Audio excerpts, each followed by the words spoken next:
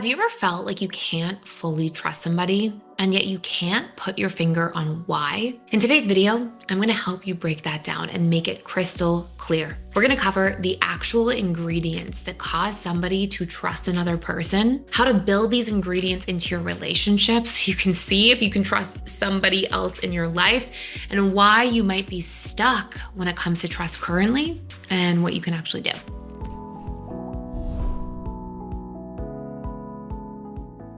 Now, before we begin, I want you to understand that trust is one of the most important things we can ever have in a relationship. In fact, research tells us that without trust, relationships are usually on a one-track trajectory towards failure eventually. And failure isn't just constituted by breaking up. Failure can be that you're immensely unhappy in a relationship, even though you stay for other external reasons. And this is not what we want from anybody.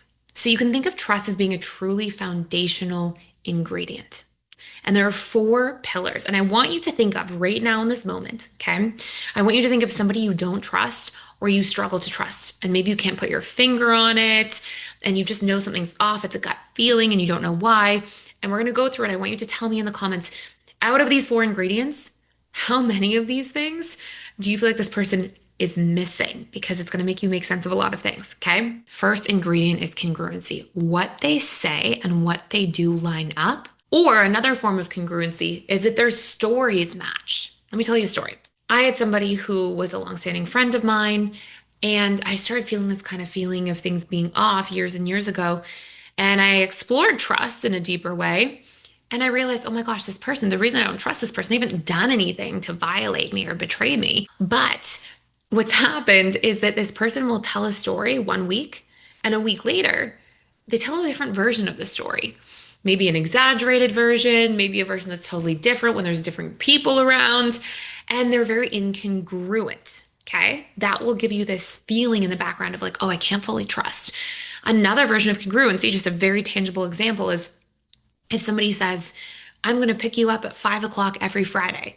And then some days they're there at 6, and sometimes they're there at 8, and sometimes they don't show up. And what they say and their actual follow through are not matching. Okay, that's congruency. And when people are highly congruent, we trust them more. When people are very incongruent, it's very difficult to trust.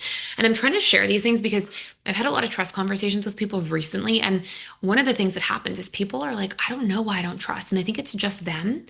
And that can be. Sometimes we have big internal trust wounds. I've been there. I was like that as a fearful avoidant. But there can be both pillars. Trust, there's this age-old question, is trust something you just give or is it earned? And the reality is it's both, right? We come in with an internal trust baseline. If you've been through a lot of big T trauma your entire life, your trust baseline is low because you've been through a lot. So you expect more pain to happen through other people.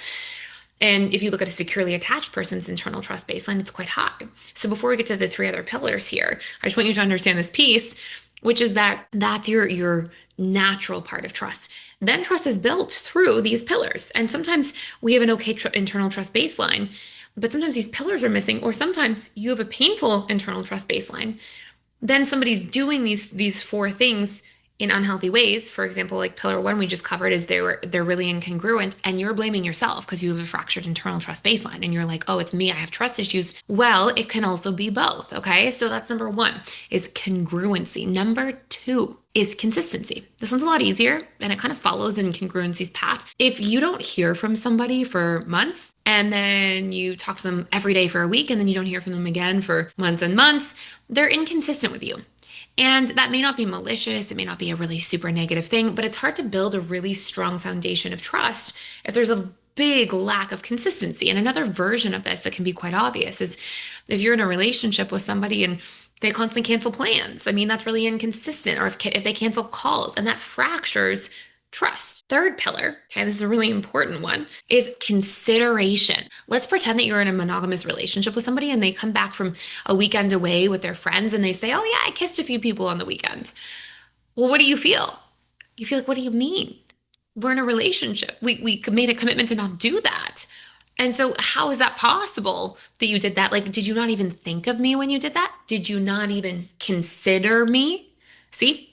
Trust is based on consideration. If somebody checks in with you a lot and they check in with your feelings, they ask how you're feeling, they ask how things are going with you, the more people do that, the more we feel this trust. They're checking in with me, they think about me, they care about me. That makes us feel like, okay, we can trust that they're going to take us into consideration when making decisions in their own lives. And that's a really big deal. And before I get into the fourth one, which is a really big one, and we'll even do a bonus one after, if you are struggling with this, if you are not sure where you stand with somebody in a relationship, if trust is feeling kind of shaky in the relationship and you just want to go deeper, you can actually check out for free for a limited time our Repairing Broken Trust course. It's about repairing it with yourself and with other people, because some people tend to lean into struggling on one area more than the other, but for some people it's also both. And it helps you for 2 hours of content dig deep, and there's a workbook that can really get into the nuances of trust in a way bigger way than this video can. And with that, you actually get to keep our Core Wounds course for life, our Core Wounds bundle, where you can learn your subconscious mind and how to rewire core wounds, including your trust wounding. Here's the last piece. It's a big one, and it's context. Watch this. I worked with a couple once, and they were in a long distance relationship. I worked with lots of couples in long distance relationships, but this one woman, she said, I just can't put my finger on it. I can't trust him. And we broke down into these 4 pillars, and she said, oh my gosh, he never gives me context. He doesn't give me a context about his day. He doesn't share. He says, my day was good. How was yours? And I feel like I know nothing about his daily life. There's no context for how his day goes, what he's feeling. He doesn't share details. I feel so distant from him. And because he's not opening up and giving context, I feel confused about who he is. And context or transparency is another way of thinking of this, is a really big deal. Imagine this too. Imagine that you have plans with somebody on Friday and they say, hey, can't come. And you're like, okay, why? And if they do this all the time, they just cancel plans with no context. It makes for this periphery feeling of, why can't I trust this person? What's going on here? But often what's happening is, if somebody's not giving you context for something, and context, by the way, would look like, hey, I have to cancel plans on Friday because I'm under the weather, but I would love to see you on Monday. Okay. So that's the position. Well, then you're like, oh, okay. I feel considered. I feel like there's context. I know why they're doing what they're doing. Or context in that long distance relationship case is like life context. Like, I can see into your life and what's happening. And it's not to know where you are all the time and what you're doing.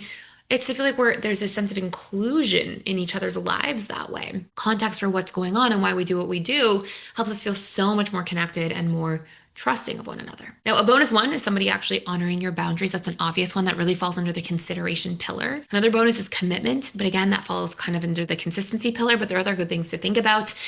I hope this helps you. Tell me from 1 to 4 how many of these things you've seen in people in your life and you're like, oh my gosh, that's why I couldn't put my finger on it. That's what's going on. Let me know in the comments, because hopefully this will give you some breakthroughs and aha moments. And of course, everybody learns from each other's comments too. If you want to go deeper and check out the trust course in detail, it is there in the description down below. And thank you for watching. Stay tuned for tomorrow's breakthrough video.